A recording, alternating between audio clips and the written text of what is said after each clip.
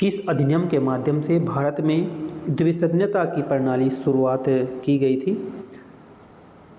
Option number B है भारत सरकार अधिनियम 1919 को।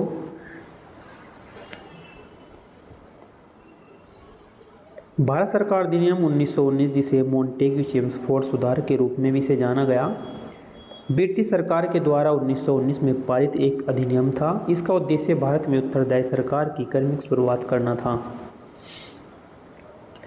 इस अधिनियम ने केंद्रीय और प्रांतीय विधायकों के अधिकार में वृद्धि की और प्रांतों में द्वैध शासन की शुरुआत की। लोक सेवा आयोग की स्थापना का इसमें प्रावधान किया गया।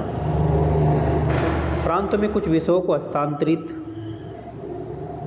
हस्तांतरित किया और उन्हें आरक्षित किया। राज्यपाल द्वारा प्रशासित किया जाता है और केंद्रीय और प्रांतीय जो हैं विधायिकाएं केंद्र और प्रांतीय विधायकों के अधिकारों में वृद्धि की और पहली बार द्विसदनीय व्यवस्था और प्रत्यक्ष चुनाव की इसमें शुरुआत की गई।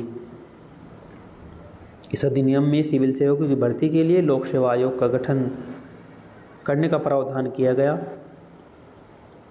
भारत सरकार अधिनियम 1858 2 अगस्त 1858 को ब्रिटिश संसद के द्वारा पारित किया गया था। इस अधिनियम ने ब्रिटिश ईस्ट इंडिया कंपनी के शासन को समाप्त कर दिया और भारत का प्रशासन सीधे ब्रिटिश क्राउन को सौंप दिया गया। इसे भारत की अच्छी सरकार के लिए अधिनियम के रूप में भी जाना गया कि इससे भारत की अच्छी सरकार के लिए अधिनियम के रूप में भी इसे जाना गया। क्या मुख्य बातें थी इसकी? ये ईस्ट इंडिया कंपनी का अंत, कंपनी का शासन समाप्त कर गया और भारत का प्रशासन ब्रिटिश क्राउन के अधीन आ गया था। इसमें गवर्नर जनरल का वायसराय बनना, क्योंकि भारत के गवर्नर जनरल का पद नाम बदलकर भारत का वायसराय कर दिया गया था 1858 में।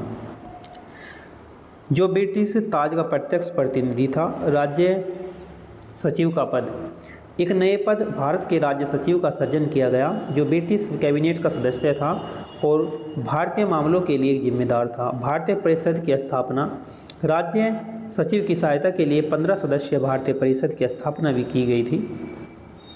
दोहरी सरकार का अंत हुआ। इसमें पीटर्स इंडिया एक्ट के द्वारा दोहरी शासन की प्रणाली को भी समाप्त कर दिया गया था। इस एक्ट के द्वारा प्रशासनिक सुधार भी किए गए। अधिनियम ने भारत के प्रशासनिक को सुधार किए, जैसे कि भारतीय सिविल सेवा की स्थापना भी की गई इसमें।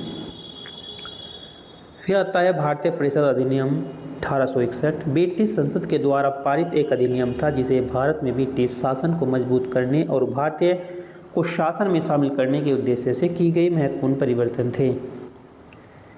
कार्यकारी परिषद का पुनर्गठन इसमें किया गया था। गवर्नर जनरल की परिषद को एक कैबिनेट की तरह कार्य करने के लिए पुनर्गठित किया गया, जिसमें विभिन्न विभागों के लिए सदस्य नियुक्त किए गए थे। पोर्टफोलियो प्रणाली की शुरुआत की गई थी। इसमें प्रत्येक सदस्य एक विशिष्ट विभाग का प्रभारी होता था। परिषद में सदस्यों की संख्या बढ़कर 5 कर दी गई थी, जिसमें एक सदस्य कानून का विशेषज्ञ होता था। विधायी परिषद का गठन, गवर्नर जनरल को विधायी परिषद में गैर सरकारी सदस्यों को नामांकित करने का अधिकार दिया गया था। इन गैर सरकारी सदस्यों में भारतीय भी शामिल हो सकते थे, जिसमें भारतीयों को कानून बनाने की प्रक्रिया में शामिल होने का अवसर मिल गया था। बंगाल, उत्तर पश्चिमी सीमा प्रांत और पंजाब में विधान परिषदों की स्थापना भी की गई थी। विकेंद्रीकरण किया गया। मद्रास बॉम्बे प्रेसिडेंसी की विधायी शक्तियाँ वापस दे दी गई, जिसे विकेंद्रीकरण की प्रक्रिया शुरू हो गई। आपातकालीन शक्तियाँ, गवर्नर जनरल को आपातकाल में विधान परिषद की समिति के बिना ही अध्यादेश जारी करने की शक्ति दे दी गई। भारतीयों की भागीदारी बढ़ी। इस अधिनियम में भारत को कानून बनाने की प्रक्रिया में शामिल होने का अवसर दिया गया, हालांकि यह कुछ सीमित था। कुछ भारतीयों को गैर सरकारी सदस्यों के रूप में विधान परिषद में नियुक्त किया गया। इसके महत्व क्या था कि यह अधिनियम ब्रिटिश शासन के दौरान भारत के संवैधानिक और राजनीतिक विकास की एक महत्वपूर्ण कदम था। इसने भारत को शासन में शामिल करने की शुरुआत की और विकेंद्रीकरण की प्रक्रिया को भी बढ़ावा दिया। इसमें भविष्य में भारत में संवैधानिक सुधार के लिए एक आधार तैयार कर दिया था। फिर आता है भारत परिषद अधिनियम 1909, जिसे माल्य मिंटो सुधार के नाम से भी जाना गया।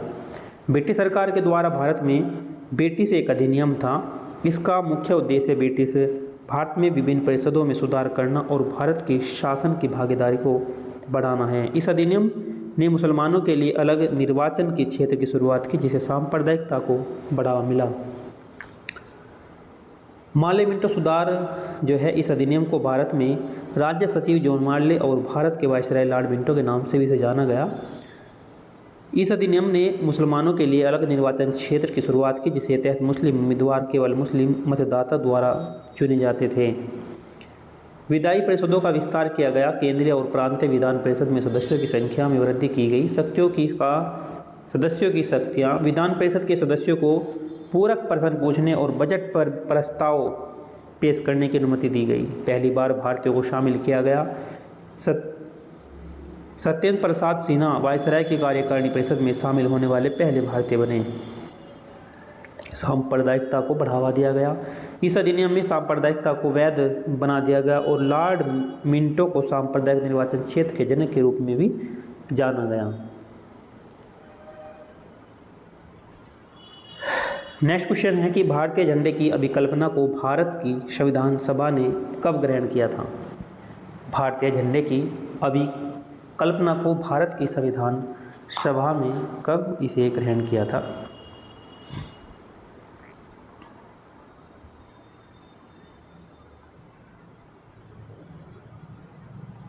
ऑप्शन नंबर बी है जुलाई 1947 में। 22 जुलाई 1947 को राष्ट्रीय ध्वज के डिजाइन को भारत की संविधान सभा ने 22 जुलाई 1947 को अपनाया था। और राष्ट्रीय ध्वज का जो आकार है आयताकार है। इसके ध्वज की जो लंबाई और चौड़ाई का जो अनुपात है वो 3:2 में है, यानी कि लंबाई 3 है, चौड़ाई 2 है, इस अनुपात में होगी। नेक्स्ट है कि भारत संविधान सभा ने भारत राष्ट्रीय ध्वज की रूपरेखा को कब अंगीकार किया गया था? ये सेम पर्सन है, 22 जुलाई 1947 को। नेक्स्ट है निम्नलिखित में से किस अधिनियम के द्वारा भारत के गवर्नर जनरल को अध्यादेश जारी करने की शक्ति प्रदान कर दी गई थी?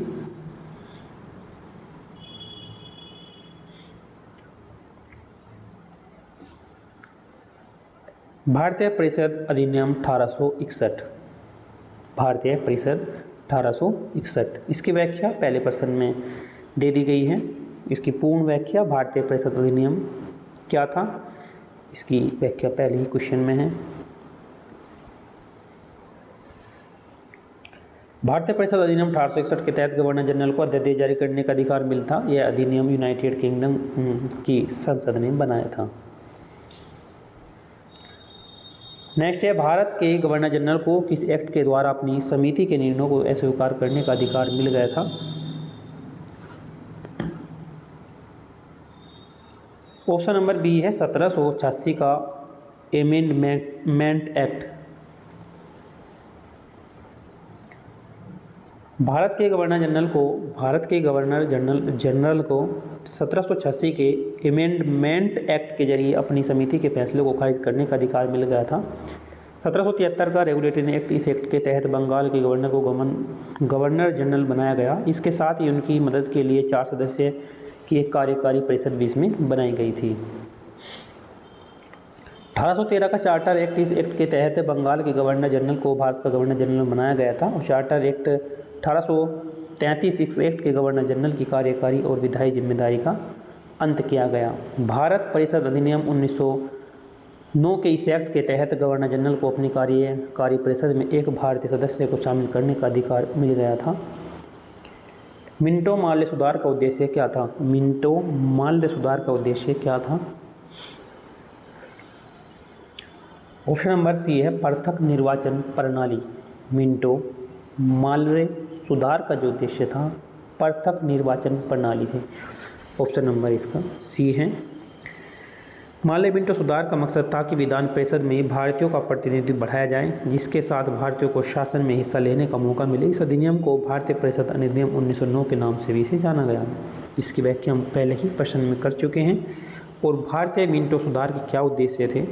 विधान परिषद में भारतीयों का प्रतिनिधित्व को बढ़ाना, भारतीयों को शासन में हिस्सा लेने का मौका देना, कांग्रेस के उदारवादियों को खुश करना, विधान परिषदों में सुधार करना और सांप्रदायिक प्रतिनिधित्व की अवधारणा को लागू करना। इस अधिनियम के तहत मुस्लिमों के लिए अलग निर्वाचन क्षेत्र बनाया गया। इस अधिनियम के तहत वायसराय की कार्यकारिणी परिषद भी पहली बार कोई भारतीय शामिल हुआ। इस अधिनियम के तहत केंद्र और प्रांतों के दोनों स्तर पर विधान परिषदों की शक्तियों का भी विस्तार इसमें किया गया। इस अधिनियम के तहत जमींदारों, विश्वविद्यालयों, वाणिज्य मंडलों और प्रेसिडेंसी निगमों के लिए अलग अलग प्रतिनिधि दिए गए थे। नेक्स्ट है, मुसलमानों के लिए अतिरिक्त निर्वाचन मंडल प्रारंभ में किसके द्वारा लाया गया था? मुसलमानों के लिए अतिरिक्त निर्वाचन मंडल प्रारंभ में किसके द्वारा ही लाया गया था? ऑप्शन नंबर डी, मानले मिंटो सुधार 1909। मुसलमानों के लिए अलग निर्वाचन मंडल की शुरुआत लॉर्ड मिंटो और लॉर्ड मानले ने की थी। यह प्रावधान 1909 के भारतीय परिषद अधिनियम के यानी मानले मिंटो सुधार से लाया गया था। इस सुधार के तहत कुछ निर्वाचन क्षेत्रों को मुसलमानों के लिए ये आरक्षित कर दिया गया था।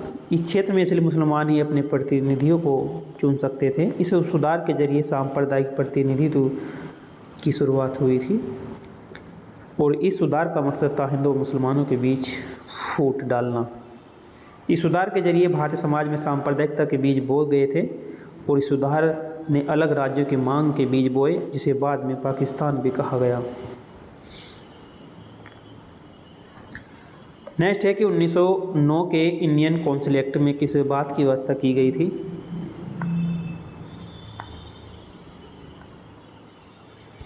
सांप्रदायिक प्रतिनिधित्व। साल 1909 के भारतीय परिषद अधिनियम या मानले मिंटो सुधार, इन बातों का प्रावधान किया गया था। केंद्रीय और प्रांतीय विधान परिषदों का विस्तार किया गया था। मुसलमानों के लिए अलग निर्वाचन क्षेत्र की अवधारणा थी। वायसराय और गवर्नर की कार्यकारी परिषद में भारतीयों को इसमें शामिल किया गया था। विधान परिषदों के कार्य में वृद्धि की गई थी और सदस्यों को अनुपूरक प्रश्न पूछने और बजट पर प्रस्ताव पेश करने का अधिकार दिया गया था। इस अधिनियम के कुछ और प्रावधान थे। मुस्लिम मतदाताओं के लिए आय की योग्यता को हिंदुओं की तुलना में कम रखा गया। प्रेसिडेंसी निगमों, वाणिज्य मंडलों, विश्वविद्यालय और जमींदारों के लिए पृथक प्रतिनिधित्व का प्रावधान भी किया गया। इंपीरियल लेजिस्लेटिव काउंसिल में अधिकांश सदस्य प्रत्यक्ष रूप से चुने गए थे। सरकार को बजट चर्चा के दौरान पारित प्रस्ताव पर कार्रवाई करने के लिए बाध्य किया गया था। नेक्स्ट है, मानले मिंटो सुधार बिल किस वर्ष पारित किया गया था?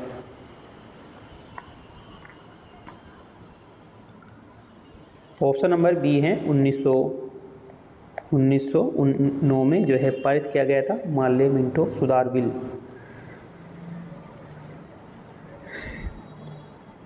नेक्स्ट है 1940 का कैबिनेट मिशन 3 मंत्रियों में गठित था और निम्नलिखित में से कौन सा इसका सदस्य नहीं था?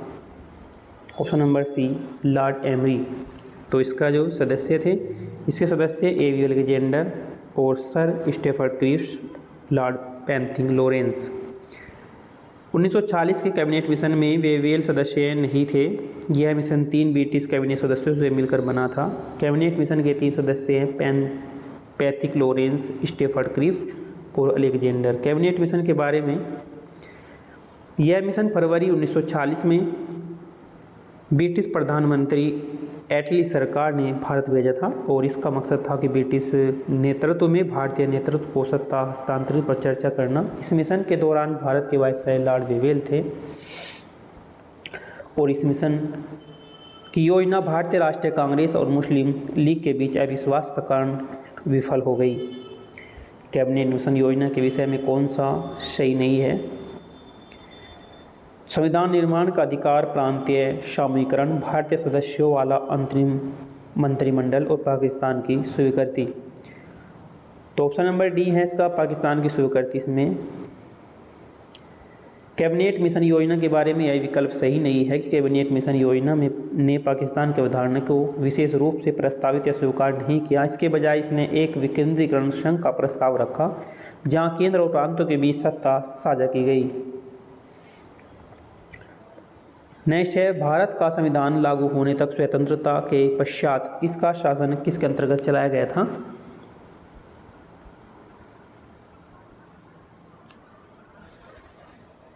ऑप्शन नंबर ए है 1935 के भारत सरकार अधिनियम के अनुसार चलाया गया था शासन।